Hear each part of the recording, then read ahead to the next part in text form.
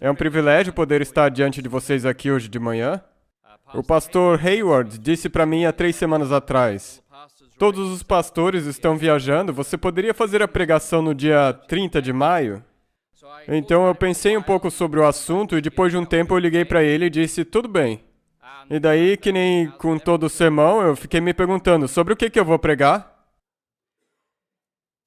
Sabe, como pregador é muito fácil ser tentado pelo orgulho a falar de um assunto que seja uma novidade, alguma coisa legal, ou falar de algum verso obscuro que tenha pouca relação com a nossa vida atual, mas que seja algo empolgante para a mente dos membros.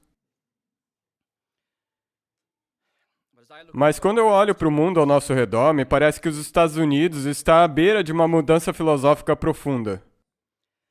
Eu não estaria sendo fiel ao meu chamado como pregador se eu não falasse do assunto que tem dominado o discurso público de hoje.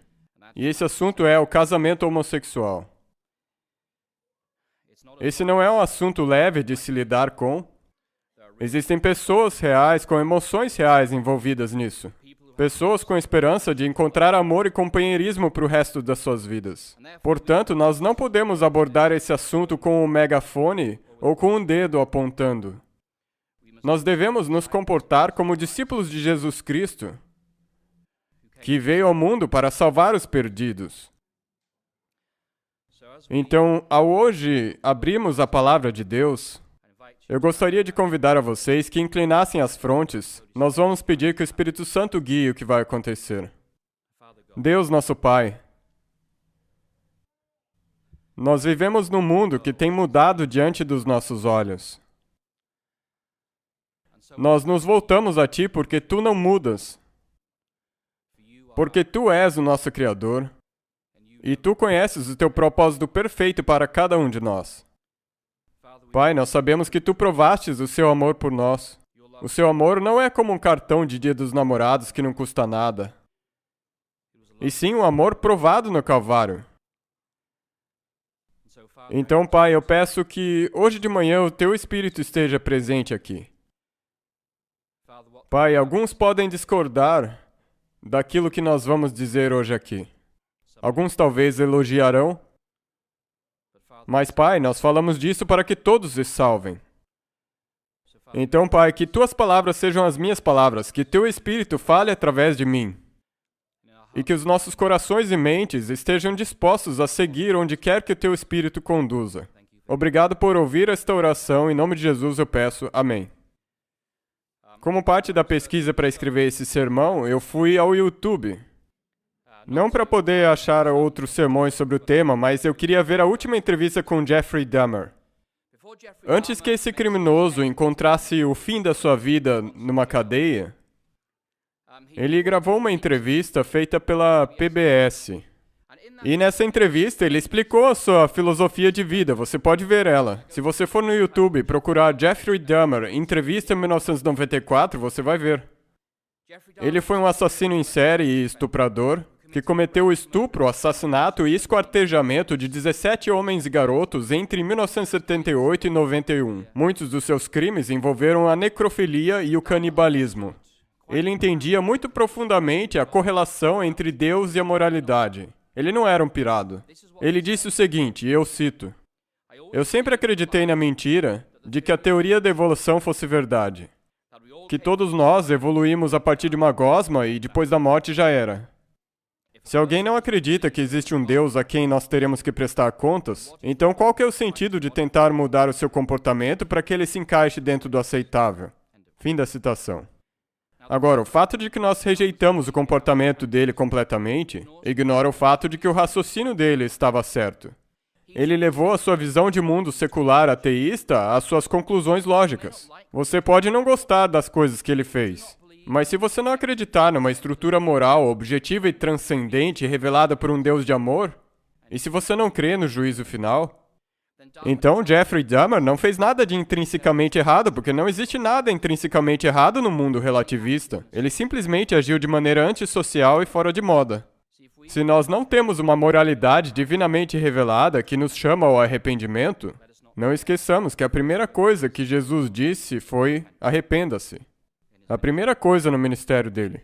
Se nós não temos uma moralidade absoluta divinamente revelada, só nos sobra uma versão relativa da moralidade. E num conceito relativo de moralidade, na verdade, nenhum comportamento pode ser condenado. Você busca o que quer que você desejar, o que quer que te traga felicidade.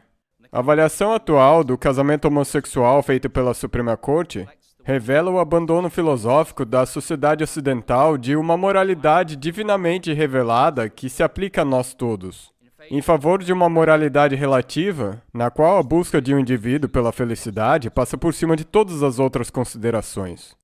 Agora, se você tomar um tempo e for ao site da Suprema Corte, você pode ler a transcrição do que os juízes da Suprema Corte pediram dos advogados. O juiz Samuel Alito entendeu muito bem as implicações filosóficas. Ele fez uma pergunta para o advogado em prol do casamento homossexual. O casamento sempre foi definido como sendo entre um homem e uma mulher. E se você quer que homossexuais se casem, você está redefinindo o casamento como uma união de duas pessoas que se amam. O que então impediria de que no futuro se tornasse 4 pessoas, 2 homens e 2 mulheres, ou 2 advogados? O que impediria que 4 advogados viessem à corte e pedissem que o casamento deles fosse reconhecido? Porque uma vez que nós começamos a redefinir o casamento de acordo com a vontade de todos, então não tem mais definição de casamento. O juiz Alito entendeu muito bem as implicações filosóficas do que a Suprema Corte estava prestes a determinar. Então, como nós reagimos ao que está acontecendo ao nosso redor? Bem, o ponto inicial para qualquer discussão é o seguinte: é o Evangelho do amor de Deus, sua graça e sua misericórdia, dado a cada um de nós na vida, na morte e ressurreição de Jesus Cristo. Sob o senhorio de Cristo, nós abordamos essas questões de uma posição de igualdade humana fundamental e solidariedade com os homossexuais, sejam eles irmãos ou não. Porque todos nós, sem exceção, somos pobres pecadores perdidos sem esperança, exceto pela misericórdia abundante oferecida na cruz por Jesus Cristo.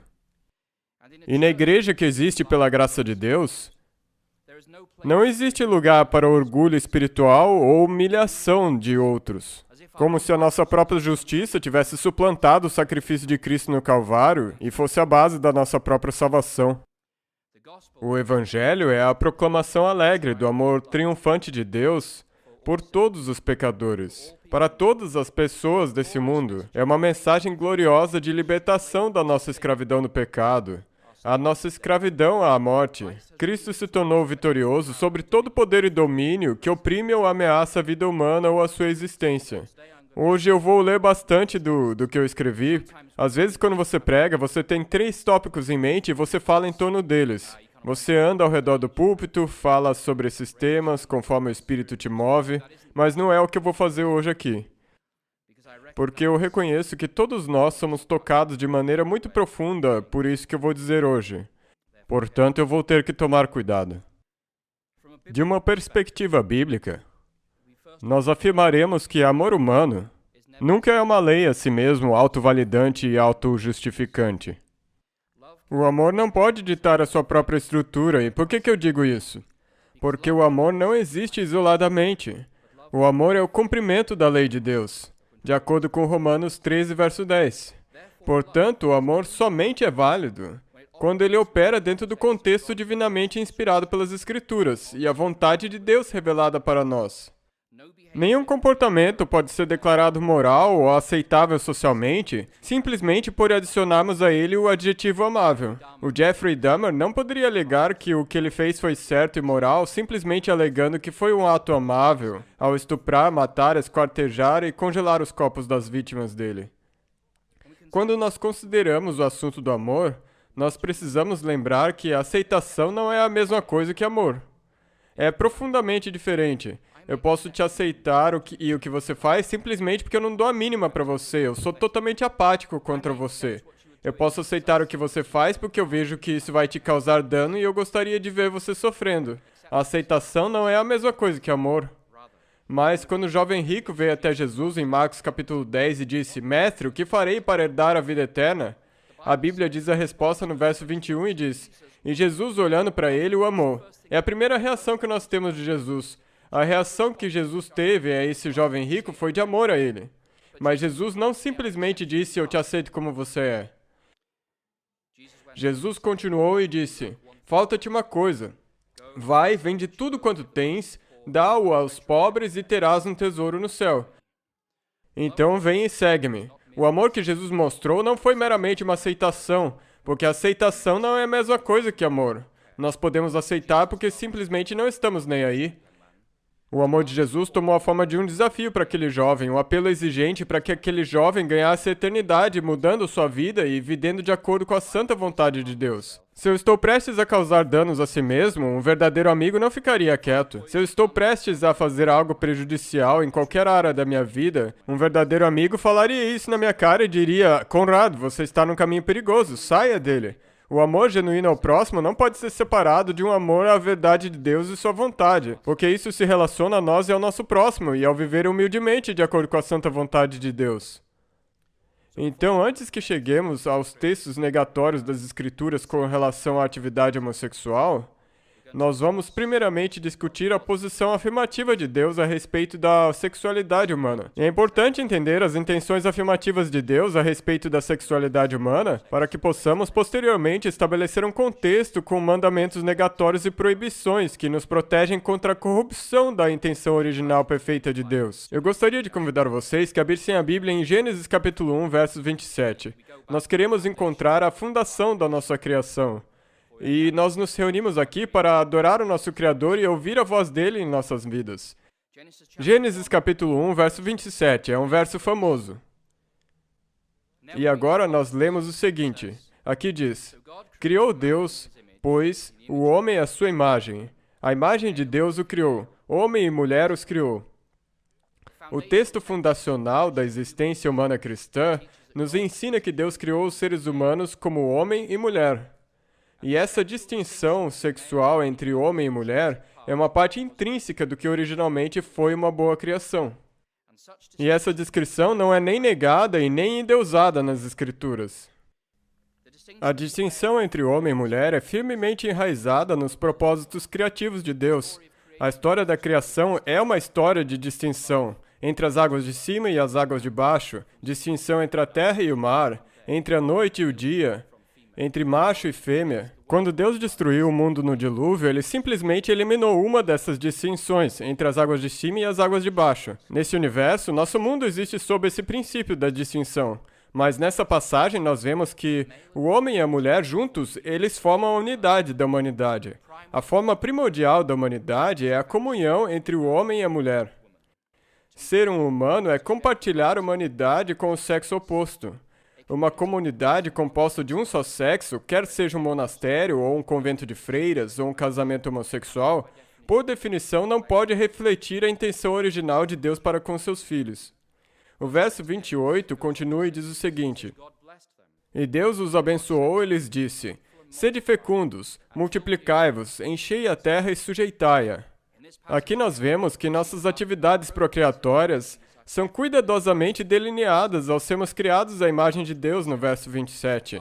As nossas habilidades procriatórias são reservadas para uma bênção especial posterior. Consequentemente, a nossa sexualidade e a procriação não é um ponto de contato com Deus.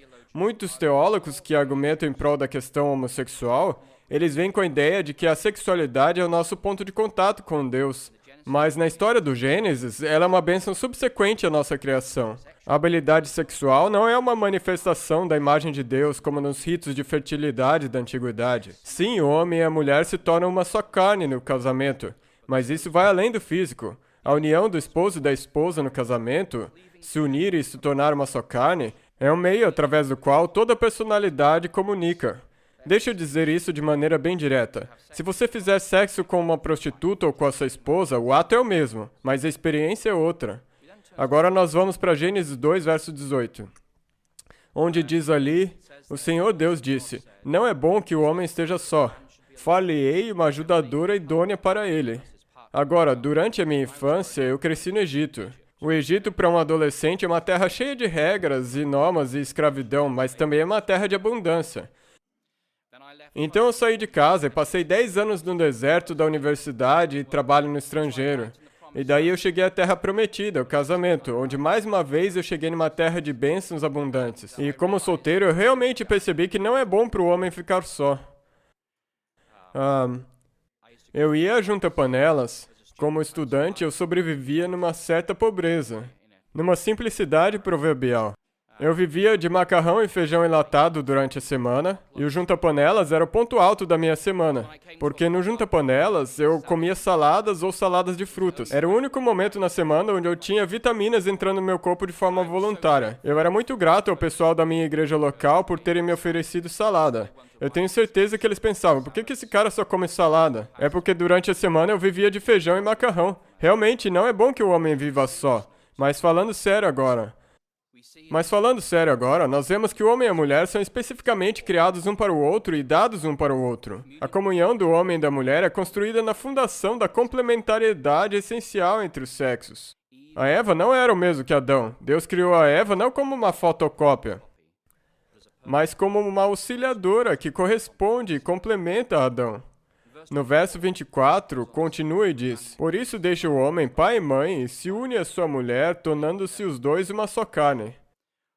A complementariedade divinamente desejada entre o homem e a mulher encontra o seu cumprimento e expressão na instituição do casamento. Quando o homem e a mulher se juntam e se tornam uma só carne. Essa afirmação da instituição do casamento como sendo entre o homem e a mulher, e depois nós vemos isso em Mateus capítulo 19, quando os fariseus perguntam a Jesus sobre o divórcio, Jesus leva eles diretamente de volta a Gênesis, e ele referencia a união entre um homem e uma mulher.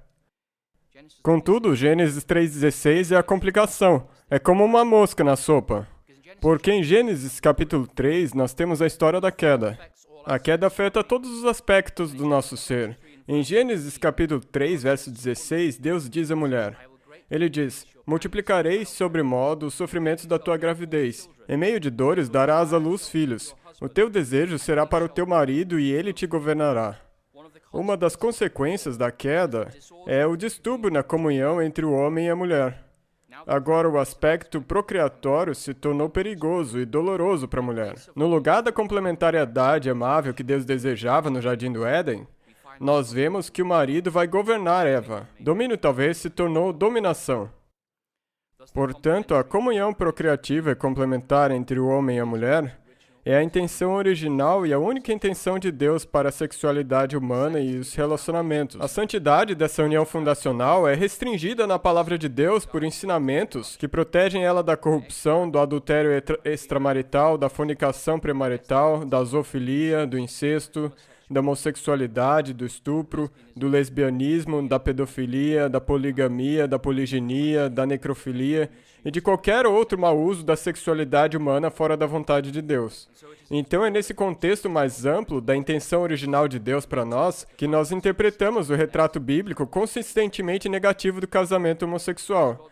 Quanto mais a criação de Deus vai se afastando dele, o impacto do pecado na humanidade se acumula de geração em geração. Então, a comunhão originalmente tensionada entre o homem e a mulher, incluindo as suas manifestações sexuais, também se afasta cada vez mais e mais do plano original de Deus para a sexualidade humana. Essa é uma razão pela qual muitos teólogos entendem que sentir atração pelo mesmo sexo não é algo inerentemente pecaminoso. É mais um elemento, uma manifestação de estar quebrado. Todos nós experimentamos isso como resultado da queda. O ato pode ser pecaminoso, mas simplesmente a atração é uma manifestação de estar quebrado pela queda. Para muitos homossexuais hoje, ou aqueles que se sentem atraídos por crianças ou animais ou qualquer outra criatura, é importante reconhecer que a orientação ou a preferência sexual exclusiva, como um psicólogo diria, é simplesmente o resultado da experiência humana até onde eles podem conscientemente se lembrar, e não parece ser para eles uma questão de escolha, é involuntária. Uma das grandes falácias do debate sobre o casamento homossexual é a noção de que se a atração homossexual é algo que nascemos com, então tem que ser natural e, por definição, deve ser algo bom. A orientação homossexual, durante toda a existência consciente de alguém, não é necessariamente a vontade perfeita de Deus para os seus filhos. Todos os seres humanos nascidos nesse mundo caído têm problemas involuntários. Todos experimentamos isso. Algumas pessoas experimentam isso na forma de espinha bífida. Algumas pessoas experimentam esse problema involuntário na forma de uma predisposição a ter câncer de mama, ou um comportamento violento, ou orgulho, ou egoísmo, ou uma atração sexual exclusiva por outros homens, crianças ou qualquer outro ser vivo. E o fato de nós termos nascido desse jeito não faz que isso reflita a maneira que Deus planejou que nós fôssemos. A imperfeição ainda é imperfeição. E quer esses problemas da minha imperfeição ou a sua imperfeição sejam voluntários ou não, não é a questão. Então agora nós vamos ver o que o Velho Testamento diz e depois nós vemos o que o Novo Testamento diz. Nós não vamos fazer uma revisão exaustiva das Escrituras, nós vamos olhar para alguns dos destaques. E antes de nós nos voltarmos a Gênesis 19 e a história de Sodoma e Gomorra, é importante reconhecer que a antiguidade, Salomão dizia que não há nada de novo debaixo do sol. O meu tio-avô era um arqueólogo, ele era especialista nos escritos dos cananeus. E quando eu falei com ele sobre isso, ele disse, como Salomão disse, não há nada de novo debaixo do sol. Não existe nada hoje em dia que os cananeus já não praticassem naquela época. Zoofilia, necrofilia eram conhecidos e praticados entre os egípcios, hititas, cananeus e mesopotâmios.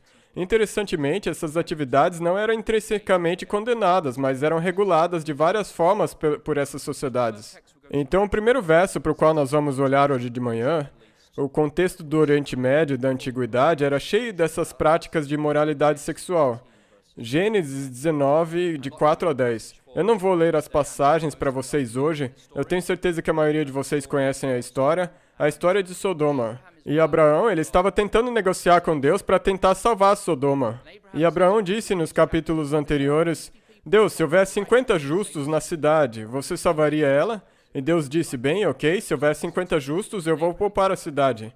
E Abraão pensou, ok, vamos tentar um passo de cada vez aqui. Se ele está disposto a salvar a cidade por 50, então vamos negociar por 45.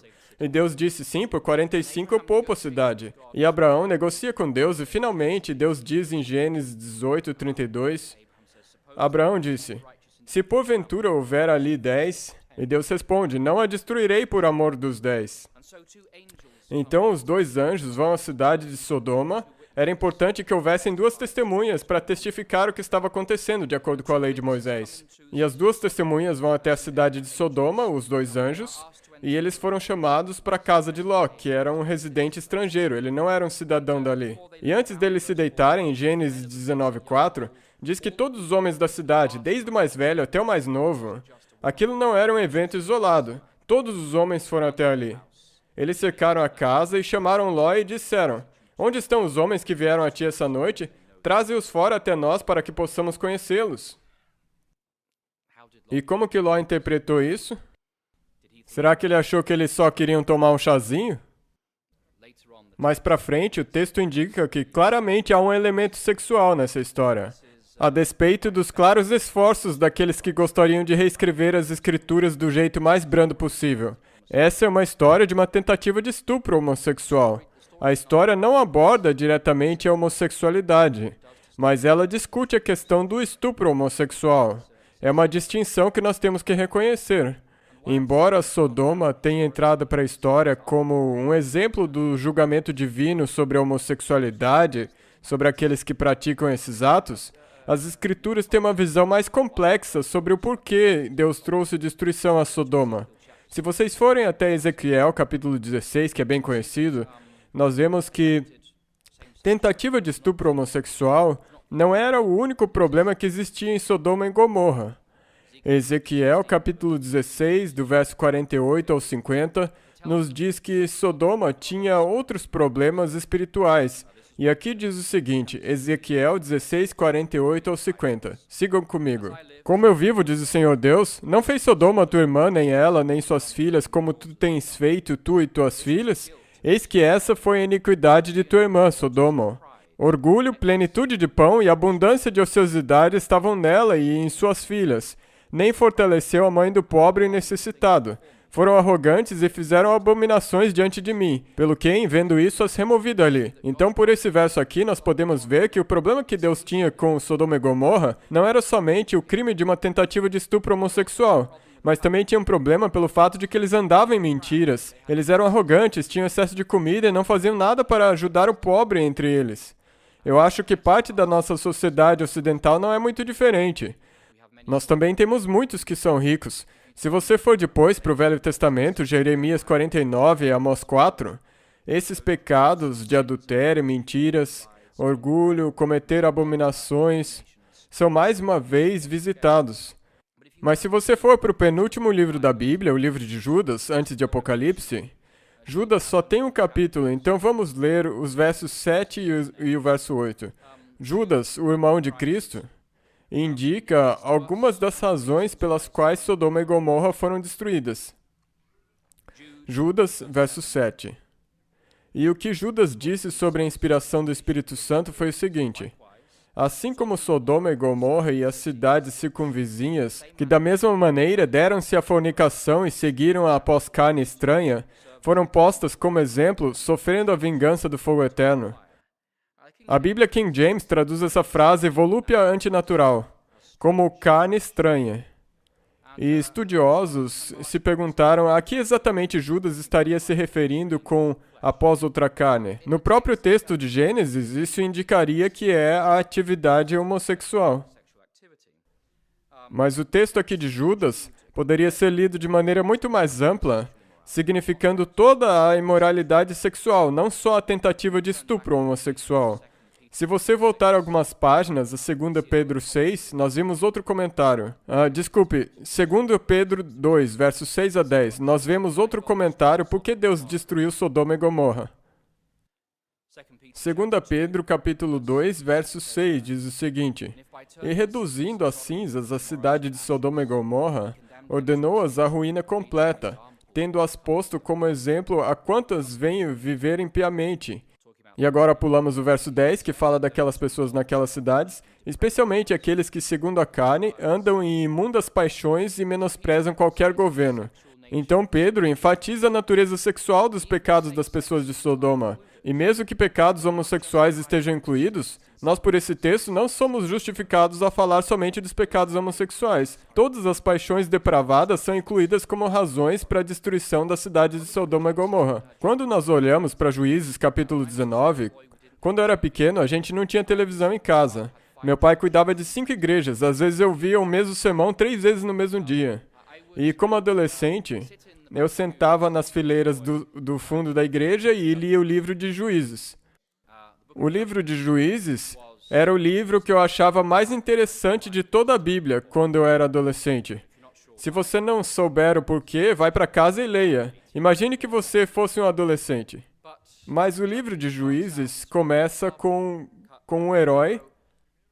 O primeiro juiz é um homem de integridade, chamado de Otniel, um homem sobre o qual o Espírito de Deus age, e conforme nós percorremos o livro de Juízes, o caráter dos próprios juízes se torna cada vez mais ambíguo, até que nós chegamos ao Sansão, um homem que se apaixonava por qualquer mulher que ele visse. Mesmo assim, ele era um juiz. E finalmente, nos últimos 3 capítulos de Juízes, 19, 20 e 21, nós temos ali uma história que ecoa a história de Sodoma e Gomorra. E se você nunca leu, leia a história de Juízes 19. É a mesma história que aconteceu em Sodoma e Gomorra. Exceto que dessa vez não era Sodoma e Gomorra. Dessa vez era a cidade de Gibeá de Benjamim, uma das tribos de Israel. Um levita está passando, voltando à região montanhosa de Efraim, e ele fica hospedado ali com os efraimitas, e é um estrangeiro do mesmo jeito que Ló era um estrangeiro. Ele fica hospedado ali uma noite. Mais uma vez, os homens da cidade cercam aquela casa. O hebraico é muito parecido, Gênesis 19 com Juízes 19. Existe um eco consciente entre essas duas passagens. Os homens cercam a casa, os benjamitas, uma das tribos de Israel, e eles batem na porta e exigem que o visitante seja trazido para fora para que eles possam conhecê-lo. E o visitante entende que essa é uma exigência sexual. Então ele coloca para fora a concubina. Então essa mulher foi sacrificada para satisfazer as exigências de 2 grupos de homens competindo entre si. Dá para dizer que ela foi bucha de canhão. Aquela mulher foi abusada a noite inteira, e quando o homem acorda e abre a porta, ele vê ela deitada com a mão sobre o limiar da porta, e nesse ponto da história não está claro se ela morreu. Ele diz: levante-se, nós vamos para casa. E não é muito, digamos assim, que ele não se interessava muito pelo bem-estar da mulher dele. Ele cortou ela em 12 partes e enviou para todas as regiões de Israel. E disse: alguma coisa assim tão ruim já aconteceu em Israel antes? A história continua e inclui uma espiral decadente e catastrófica de estupro, assassinato, esquartejamento, guerra civil, assassinatos em massa, aliciamentos em massa de meninas para colocá-las em casamentos forçados e mais estupro ainda. Juízes 21, verso 25 é um verso famoso. E diz o seguinte: naqueles dias não havia rei em Israel. Cada um fazia o que achava mais reto. Era uma era de relativismo moral. E quando nós vivemos numa sociedade onde o relativismo moral domina, pessoas como Jeffrey Dahmer não são imorais. Eles simplesmente estão expandindo o envelope da experiência humana. Relativismo moral leva ao colapso pessoal, social e nacional. Assim, Sodoma e Gomorra, essas histórias são implicitamente condenadas por causa do estupro homossexual, mas essa história não aborda as questões das relações homossexuais consensuais. Se nós formos para o nosso próximo texto do Velho Testamento, Levíticos 18, Levíticos 18 faz parte do Códice da Santidade do Velho Testamento. Quando o Concílio de Jerusalém se reuniu e disse aos crentes e gentios o que eles deveriam obedecer ou não do Velho Testamento, aos crentes e gentios foi dito que não comessem comidas oferecidas aos ídolos, não comessem animais sufocados, não comessem carne que tivesse sangue e não se envolvessem em porneia, ou seja, imoralidade sexual. E essas 4 restrições vêm do livro de Levíticos do Velho Testamento, quando essa lei foi dada para os levitas e para os filhos de Israel todos juntos. Levíticos 18 é um desses capítulos chaves que se aplicam aos cristãos de hoje, assim como as discussões do Concílio de Jerusalém em Atos 15. Não está limitado somente ao sacrifício de Jesus no Calvário. Em Levítico capítulo 18, no verso 22, no meio de várias proibições contra incestos, zoofilia e tudo mais, a palavra de Deus diz o seguinte: com o homem não te deitarás, como se fosse mulher, é abominação. Israel deveria viver de acordo com as leis de Deus para mostrar a verdadeira natureza da moralidade. E esse capítulo condena a homossexualidade, o sacrifício infantil, condena o adultério, também condena o incesto e a zoofilia. Alguns vão hoje argumentar que essas proibições, especialmente a proibição do homem deitar-se com o homem como se fosse mulher, só existe no contexto da prática idólatra e que, na verdade, o que está sendo condenado aqui é a homossexualidade cultual. Quando você acredita num Deus pagão, e dependendo de que Deus você acreditasse, se fosse uma deidade feminina, você dormiria com uma prostituta no templo que te garantiria boa colheita. E se fosse uma deidade masculina, você então teria que dormir com um prostituto do templo. E era isso que iria garantir a fertilidade da sua plantação. Essa era a ideia básica do que acontecia naqueles ritos de fertilidade da antiguidade. Mas essa interpretação de com o homem não te deitarás é abominação, como sendo na verdade uma condenação da idolatria, esse argumento não resiste quando o texto em hebraico é examinado de perto. Além do mais, se esse fosse o caso, se nós abandonarmos a objeção da homossexualidade dizendo que era somente por causa da idolatria, então também temos que abandonar quaisquer objeções morais da zoofilia, adultério e incesto, quando eles não vierem em conexão com a idolatria e quando praticados entre duas pessoas que concordam, como eles argumentam. Então, pensando dessa maneira, nós deveríamos estar abertos com o pai casando com o filho, entre um homem e um cachorro, entre um homem e uma mulher morta, todos os relacionamentos que expressamente são condenados nesse capítulo aqui. O fato de que a idolatria e relações homossexuais são vistos juntos no paganismo não significa que eles são a mesma coisa. E nessas 2 passagens, se vocês forem para Levíticos 20, verso 13, vocês verão que nessa passagem está mais claro ainda. Levíticos 20, verso 13. O texto diz: se também um homem se deitar com outro homem como se fosse mulher, ambos praticaram coisa abominável e serão mortos. O seu sangue cairá sobre eles. Agora, eu quero que vocês notem algo muito importante sobre esse verso. Hoje argumenta-se de que, contanto que seja de consenso mútuo, está tudo bem. Na verdade, o livro de Levíticos reconhece quando há coerção num relacionamento. Se uma jovem for pega à força por um homem e for estuprada, ele deve ser punido e não a jovem.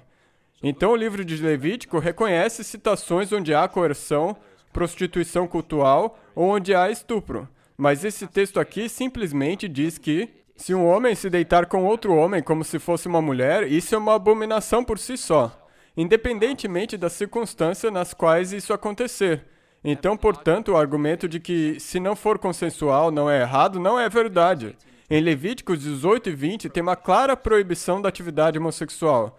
O fato de que esses atos eram às vezes praticados em rituais pagãos simplesmente agravam a abominação inerente das relações homossexuais.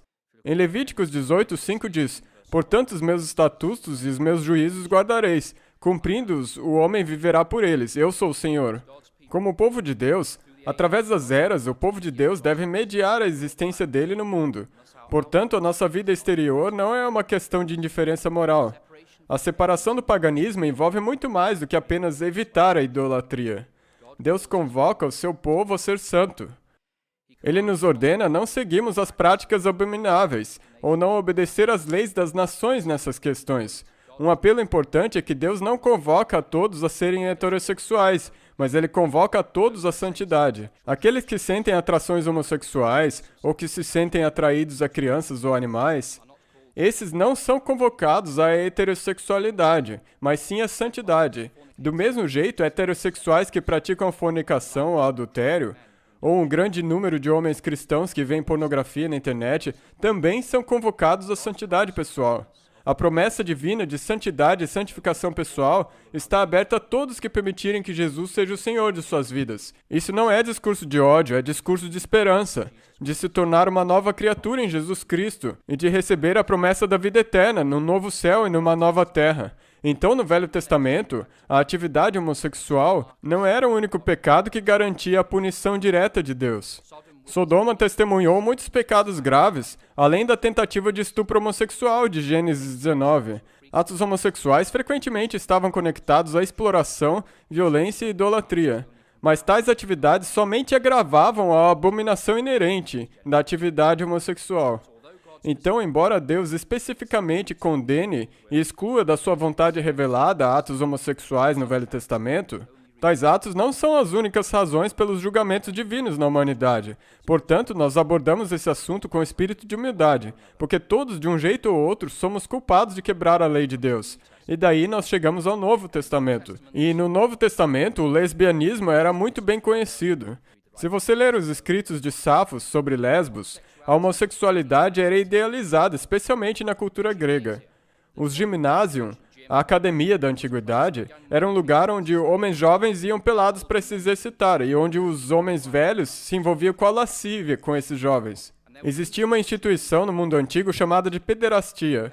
A pederastia era... Eu sou muito grato por ter colégios e escolas adventistas, porque senão nós ainda estaríamos pensando na pederastia. A pederastia era essencialmente a instituição pela qual um pai podia dizer: eu não consigo criar o meu garoto, eu vou entregar ele aos cuidados de um cara mais velho e rico. E esse homem mais velho e mais rico e mais bem estabelecido socialmente vai criar o meu filho e educá-lo nas maneiras do mundo. E em troca disso, o meu filho oferecerá a ele certos favores. A pederastia era generalizada no período clássico da Grécia. Agora, hoje em dia as pessoas falam de relacionamento platônico. Nós falamos: tudo bem, mãe, é só um relacionamento platônico. Ore a Deus para que você nunca tenha um relacionamento platônico. Porque quando Platão falou do relacionamento ideal, ele estava falando de uma versão refinada da pederastia, onde intelectuais controlavam as suas paixões animais e eles tinham um relacionamento intelectual e não físico com os meninos aos cuidados deles. Esse era um relacionamento platônico ideal. Mas, na realidade, como testemunhado pela literatura da antiguidade, a pederastia era uma arena para exploração homossexual, estupro, violência e prostituição envolvendo adultos e meninos. E isso aconteceu na época do apóstolo Paulo e um pouco antes. Já no mundo romano, em contraste, era aceitável que um homem tivesse um relacionamento com a sua esposa e com uma amante, um menino ou uma menina e alguns até com animais. As mulheres eram usadas como objetos e para ter filhos, mas os aristocratas reservavam o amor mais refinado para outros homens. Na verdade, o imperador Augusto até fez uma lei, exigindo que cidadãos romanos tivessem um casamento heterossexual antes dos 30 anos, porque naqueles dias poucos homens queriam casar com uma mulher. Era exigido casar com uma mulher até os 30 anos, de acordo com a lei do imperador César Augusto. A sociedade romana como um todo era aberta à lascívia desenfreada e experimentos sexuais. A literatura e os desenhos romanos eram mais obscenos do que qualquer coisa. Quando eu morava na Inglaterra, nós temos um sistema de educação diferente dos Estados Unidos. Você pode sair da escola depois dos 16 anos. Isso é, depois do 10º ano, depois de fazer 9 exames. E se você quiser ir para a universidade, você faz o A-Levels, que te prepara para a universidade. Na sua 12ª série, você só foca em 3 matérias, tipo biologia, química e física. E daí com 18 você já pode entrar numa faculdade de medicina. Mas eu pensava em ser advogado, então uma das minhas matérias era o latim. Eu cursei por 6 anos latim e terminei com 18. E durante os meus tempos como estudante de latim, eu tive que traduzir rimas mais rimas de poesias romanas. E isso foi uma experiência reveladora para um jovem cristão. Na literatura e nos desenhos romanos, a homossexualidade era reconhecida, era considerado vergonhoso e ilegal para um jovem adulto livre ser passivo numa relação homossexual. Esse papel era reservado para escravos, prostitutos, atores e garotos. Os homens que faziam o papel da mulher eram chamados de efeminato, é daí que vem a palavra efeminado. Ou tinha a palavra mollificare, que significa amaciar alguém. Eles eram desprezados publicamente e escarnecidos nos tribunais. Então, no contexto de uma sociedade grega ou romana, onde a atividade de pederastia ou homossexual, ou basicamente qualquer atividade que você puder pensar, era amplamente praticada, Paulo escreve à Igreja de Roma, talvez o epicentro dessa imoralidade. E em Romanos 1, nós vamos ler do verso 24 ao 27, Paulo escreve um verso que não era limitado pela cultura. Ele, nesse capítulo, desafiou a própria expressão da cultura e da sociedade romana. Aqueles que dizem que a Bíblia era limitada pela cultura? Não, quando Paulo escreveu isso daqui, ele estava sendo profundamente contra a cultura. Ele não estava refletindo a visão cultural da sociedade na cidade de Roma. Romanos 1, de 24 a 27, diz o seguinte: Por isso, Deus entregou tais homens à imundícia pelas concupiscências de seu próprio coração, para desonrarem o seu corpo entre si. Pois eles mudaram a verdade de Deus em mentira, adorando e servindo a criatura em lugar do Criador, o qual é bendito eternamente. Amém. Por causa disso, os entregou Deus a paixões infames, porque até as mulheres mudaram o modo natural de suas relações íntimas por outro, contrário à natureza. Semelhantemente, os homens também, deixando o contato natural da mulher, se inflamaram mutuamente em sua sensualidade, cometendo torpeza, homens com homens, e recebendo em si mesmos a merecida punição do seu erro. Esses atos impactaram a minha família. Na minha família havia um jovem que era homossexual e ele morreu na área de São Francisco. Na certidão de óbito dele estava escrito pneumonia. Mas geralmente jovens não morrem entre 18 e 19 anos de pneumonia. Essa é uma tragédia que afeta muitas e muitas famílias. Essa passagem aqui explica a ligação inevitável que a Bíblia faz entre relação homossexual e a idolatria. Alguns argumentam com relação a essa passagem aqui olhando para a palavra natural. E eles dizem que há uma distinção entre um pervertido, ou seja, um heterossexual que tem suas aventuras gays só por prazer, ou seja, um pervertido, ou um homossexual. Alguém que não conhece nenhum outro tipo de atração e nunca experimentou outro tipo de atração senão a atração da orientação homossexual. E alguns argumentam que nesse verso Paulo está discutindo os atos dos heterossexuais que agem contra sua natureza como pervertidos, se envolvendo em atividade homossexual só por diversão. Ou seja, pessoas agindo contra a orientação delas. Ou seja, contrários à natureza, versos 26 e 27. Assim, Paulo não estaria condenando os homossexuais de verdade que se envolvem em atividades homossexuais, porque para eles essas atividades seriam normais. Contudo, no mundo caído, apelar para aquilo que parece normal para determinar a moralidade é, na melhor das hipóteses, algo relativo e, na pior, algo inútil. Paulo não está aqui discutindo as relações homossexuais da perspectiva dos indivíduos, que é o que nós focamos hoje na nossa sociedade ocidental. Interpretar esse verso da perspectiva de um indivíduo seria errado. Paulo, em Romanos 1, 2 e 3, está pintando uma figura cósmica de Deus criando o mundo, da queda e da universalidade do pecado, pois todos pecaram e carecem da glória de Deus. Tanto os gentios como os judeus, no capítulo 1 e 2, todos pecaram. E Paulo prossegue e pinta uma imagem de Romanos 3 a 5 do plano de Deus para a salvação de toda a humanidade, independentemente das atrações que nós sentimos, através da justiça de Deus revelada pelo Evangelho de Jesus Cristo. O pecado é universal. Todos pecamos e estamos sob o julgamento de Deus, mas os nossos pecados e defeitos diferentes levam ao mesmo resultado, que é a morte eterna. Ninguém tem motivo para complacência, ou para se achar justo, ou para apontar o dedo para quem quer que seja. Para Paulo, nesse verso, as relações homossexuais são uma manifestação da humanidade ter sido quebrada após a queda. E quanto mais nos afastamos de Deus como indivíduos ou sociedade, quanto mais esse defeito é manifestado, mais há apoio e admiração pela atividade homossexual. Falando nisso, você talvez pense na mídia de hoje. Versos 26, 27 e 28. Paulo menciona aqui nesses versos, Deus os entregou. Diversas vezes, Deus dá aos humanos as liberdades que eles exigem, e os homens inevitavelmente escolhem a vontade própria, o prazer próprio, porque nós somos todos seres humanos. Existe uma lei moral na vida que os homens são entregues às consequências de suas ações. E a menos que essas nossas escolhas sejam revertidas pela graça divina, a consequência inevitável é que as coisas vão de mal a pior para o inimaginável. Assim, o apóstolo Paulo provê nesse verso aqui uma condenação inequívoca da atividade homossexual. A despeito da aceitação cultural na cultura greco-romana, Paulo não estava limitado pela cultura, mas sim ele escreveu contra a ética dominante de seu tempo. E a segunda das três passagens para as quais nós vamos olhar no Novo Testamento é 1 Coríntios 6. É um verso muito conhecido, 1 Coríntios 6. Paulo está escrevendo a uma igreja em Corinto. Ao passo que Atenas era famosa pela pederastia, Corinto era famoso pela prostituição cultual. Corinto tinha mais de 1000 prostitutos e prostitutas cultuais nos templos. E naqueles tempos, se uma mulher andasse com os cabelos descobertos, era um sinal que ela era uma prostituta. É por isso que o Paulo disse à igreja de Corinto que as mulheres deveriam cobrir os cabelos. Porque naquela cidade, andar com os cabelos descobertos era como que um convite para os homens naquela sociedade. Corinto era cheia de ritos pagãos. E nas religiões pagãs, eles tendem a separar a religião da moralidade. Alguém pode ser devoto de muitos deuses sem ter que mudar o estilo de vida. Mas não é assim com os discípulos de Jesus Cristo. E Paulo diz o seguinte em 1 Coríntios 6, verso 9. Ali diz, ou não sabeis que os injustos não herdarão o reino de Deus? Essa palavra injustos aqui é adikoi. Dikaioi significa os justos. Os injustos não herdarão o reino de Deus. E daí ele diz, não vos enganeis. E ele define aqueles que não entrarão no reino de Deus. Nem impuros, nem idólatras, nem adúlteros, nem efeminados, nem sodomitas, nem ladrões, nem avarentos, nem bêbados, nem maldizentes, nem roubadores herdarão o reino de Deus.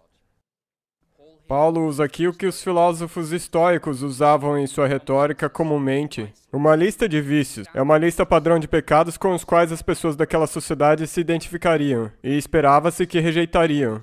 E incluído nessa lista a palavra prostituto, essa é a palavra para o homem que tem o papel passivo na relação homossexual. A palavra para sodomita é arsenokoitai, que significa o parceiro que penetra o outro homem. Paulo não discute nesses versos se esses atos são comprados, ou idólatras, ou coagidos. Esses próprios atos em si são condenados como estando fora do reino de Deus.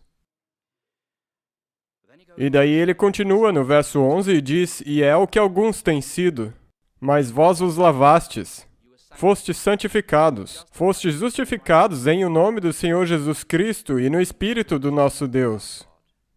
Então aqui basicamente o apóstolo Paulo diz que o homossexual não está mais impedido de entrar no reino de Deus do que o de um avarento ou de alguém que olha pornografia ou que adultera.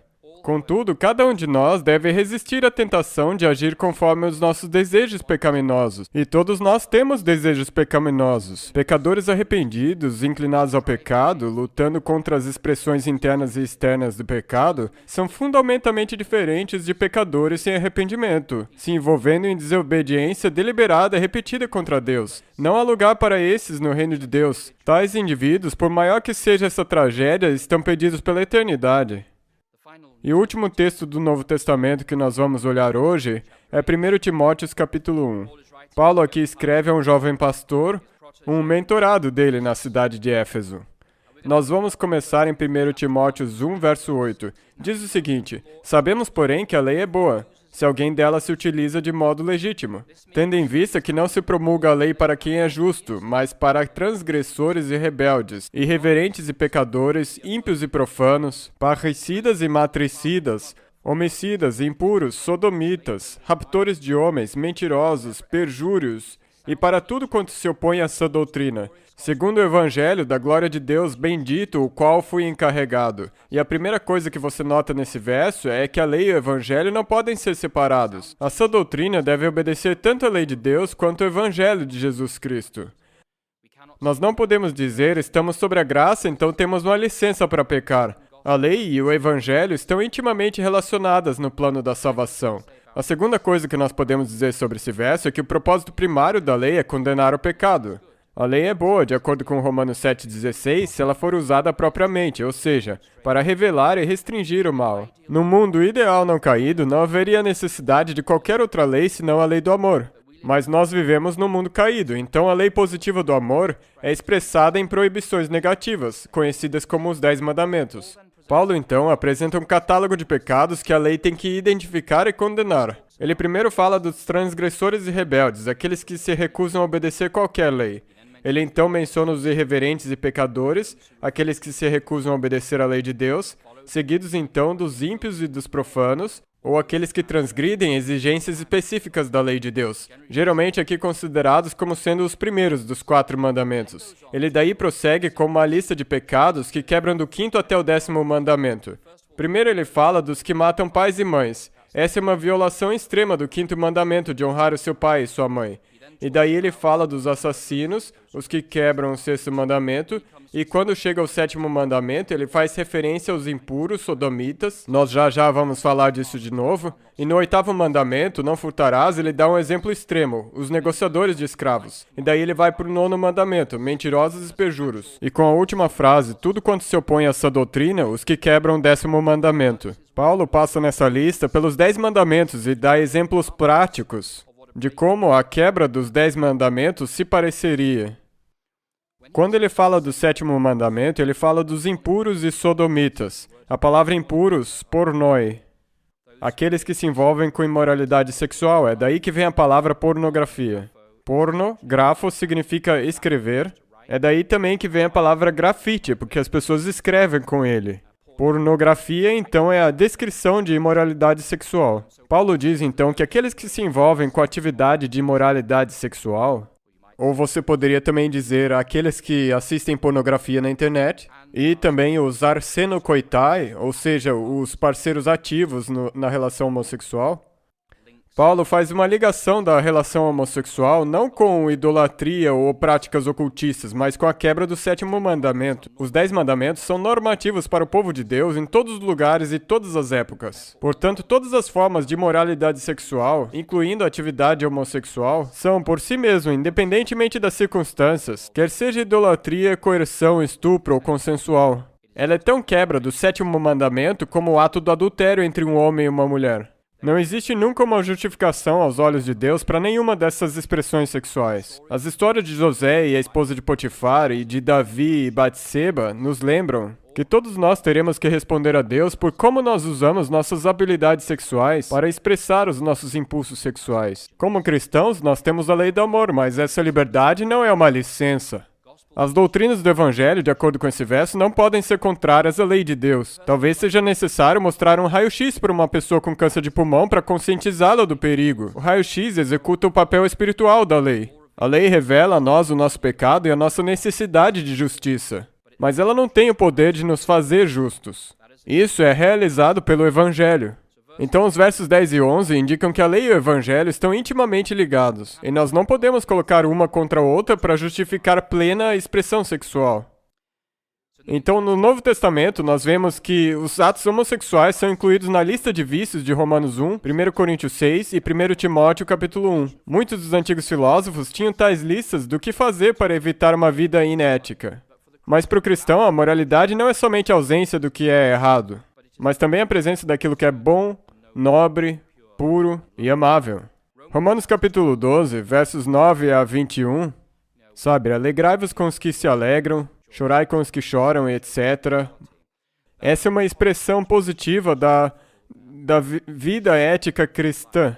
Se você quiser saber qual que é a expressão positiva do amor cristão, então você tem que ler passagens como essa. A atividade homossexual não aparece no Novo Testamento em nenhuma lista positiva do que significa ser um cristão, mas ela é vista exclusivamente em listas negativas de vícios.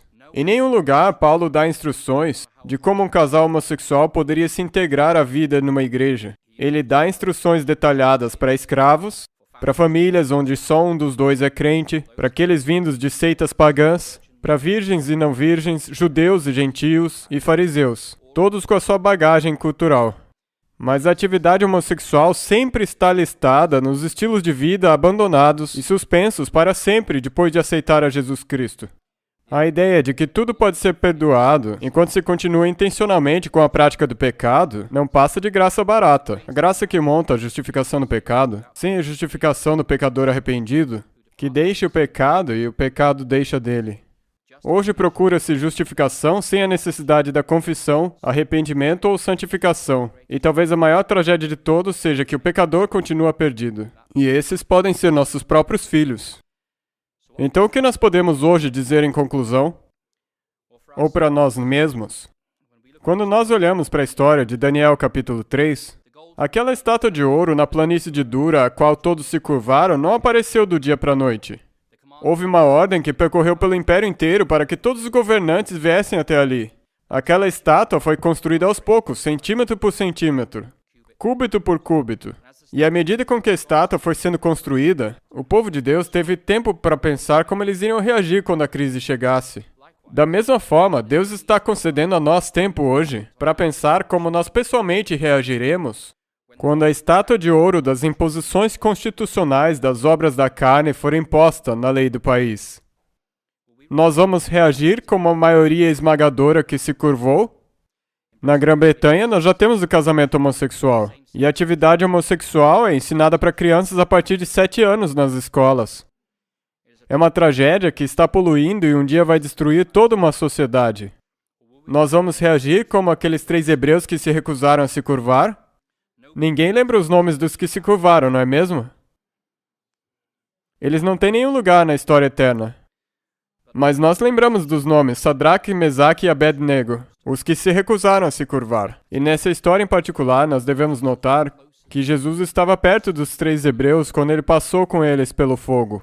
E da mesma forma, nós somos chamados hoje a escolher quem nós serviremos, enquanto a estátua dourada da imoralidade sexual está sendo erigida. Vamos nós nos curvar às cortes do céu, ou às cortes de um país caído no mundo que está se acabando? E a segunda coisa que nós diremos hoje, com relação àqueles que experimentam o quebrantamento do pecado, o quebrantamento da queda, na forma de uma atração homossexual involuntária, nós reafirmamos hoje que Jesus morreu no Calvário por todas as pessoas, e que o perdão e a graça dele são suficientes a todos que se voltarem a ele em arrependimento e com fé. Jesus ordena que nós amamos uns aos outros não como o mundo ama. O Dia dos Namorados, na verdade, é vazio de significado, mas como Jesus que primeiro nos amou. Que nós devemos amar uns aos outros com o mesmo amor de um Deus que demonstrou o seu amor por nós no Calvário, que provou o amor dele por nós. Enquanto nós ainda pecadores, em plena rebelião, não estando nem aí para Deus, Jesus morreu no Calvário por cada um de nós. Portanto, assim como Jesus primeiro nos amou e morreu por nós, o nosso amor genuíno pelo nosso próximo, que é homossexual, não pode ser separado de um amor à verdade e vontade de Deus, no tocante a nós e ao nosso próximo. Todos nós somos convocados a viver uma vida de santidade pessoal na área da expressão sexual. Os homossexuais podem com razão dizer que nós, como uma igreja normalmente heterossexual, nós fazemos uma vista grossa para os casadores em série, casamentos adúlteros, pornografia na internet e adultério heterossexual. Mas nós escolhemos a homossexualidade como um pecado a ser evitado. Na verdade, todos nós somos convocados a viver uma vida de santidade. Todos somos convocados a harmonizar nossas vidas com a vontade revelada de Deus. E antes de apontarmos a qualquer pessoa, deveríamos olhar no espelho e nos perguntar como nós praticamos casamento entre homens e mulheres. Nós, nas Escrituras, somos convocados ao cairmos aos pés da cruz como pecadores arrependidos, e a encorajar as outras pessoas a se juntarem a nós ali, num espírito de amor, porque eu quero que os seus filhos e meus filhos estejam no mesmo reino que eu. E, finalmente, para nossa nação, se você não é uma pessoa que ora pelos governantes e autoridades, hoje é o dia de começar. Se você olhar para a Suprema Corte dos Estados Unidos, provavelmente tem 4 juízes que são a favor do casamento homossexual e 4 que são contra. Tem um voto de desempate. É o juiz John Roberts. Deus se comunicou através de sonhos com Nabucodonosor e o faraó, governantes pagãos. Talvez seja a hora para que Deus fale com esse homem também através de um sonho. Sob a caneta de um homem está o futuro dos Estados Unidos, no sentido de que se nós vamos aceitar uma herança e cultura judaico-cristã, que aceita uma moralidade objetiva e intrínseca, que se aplica a todos nós, ou se nós vamos adotar a moralidade relativa e o caos social que isso inevitavelmente causará. Então, nessa próxima semana, e até essa decisão ser publicada pela Suprema Corte, faça disso uma questão de oração diária, para que Deus fale com o juiz John Roberts o voto de desempate. Ore para que Deus se revele a ele, para que a vontade de Deus seja mantida nas leis desse país, para que os Estados Unidos não falem contra Deus em suas leis. Porque como poderíamos prometer lealdade a uma nação que fala contra Deus? Mas mais importante ainda, Nós oramos para que a liberdade religiosa possa ser preservada por um pouco mais de tempo. E com essa liberdade, não durmamos com ela, mas redobremos os nossos esforços para compartilhar as boas novas de um Salvador vindouro, que morreu por todos para que todos possam experimentar a salvação e o dom da vida eterna. O nosso tempo acabou e para o nosso hino final, ao invés de cantar o hino que está escrito, eu gostaria que vocês abrissem o hino número 606 no inário. E para o nosso hino de encerramento, eu apenas gostaria de ler o verso final. Se você nunca cantou esse hino antes, eu encorajo que você leia o texto dele hoje. A poesia é bonita, a mensagem é profunda. A última parte dele é assim: embora a causa do mal prospere, contudo, somente a verdade é forte. Embora a sua porção seja o cadafalso, e no trono esteja o erro, contudo, no cadafalso pende o futuro, e por detrás do tênue desconhecido está Deus às sombras, vigiando pelos seus. Que nós vivamos uma vida que honre a Deus nessa próxima semana. Eu convido vocês que inclinem as suas frontes, vamos orar. Deus, nosso Pai, nós inclinamos nossas frontes, abrimos nossos corações diante de Ti, porque todos somos pecadores e carecemos da Tua graça. E Deus, nós amamos apontar o dedo para um ou para outro grupo, mas a verdade é que de um jeito ou outro todos nós somos defeituosos. Então, Pai, eu peço a Ti hoje que o Teu Santo Espírito ministre a cada um dos nossos corações na próxima semana e que Ele diga: Conrad, este é o caminho, andai por ele. Deus, nos dê a coragem para reformar nossas próprias vidas. Nos conceda a graça de compartilhar o Teu amor com o nosso próximo. E eu oro, Pai, para que nessa nação, para que a Suprema Corte dessa nação não erga o punho em Tua direção, para que essa nação ainda tenha um resquício de liberdade religiosa nos tempos à frente. Pai, eu oro para que a Suprema Corte tome uma decisão que traga honra e glória para o Teu nome, e que traga esperança a muitos que estão lutando com essas atrações. Então, Pai, abençoe essa nação. Nós não dizemos, Deus abençoe os Estados Unidos, porque é intrinsecamente uma nação de Deus. Nós pedimos, Deus, se houverem 10 justos nesse país, Tu salvarias essa nação? Então, Pai, ao irmos embora daqui hoje, que nós saiamos com o comprometimento renovado, que o que quer que venha em nossa direção nas próximas semanas ou meses, que nós permaneçamos de pé por Ti, e que nós sejamos um povo que manifesta tanto graça como verdade, assim como elas andavam junto no ministério de Jesus. Essa é a nossa oração em nome de Jesus. Amém.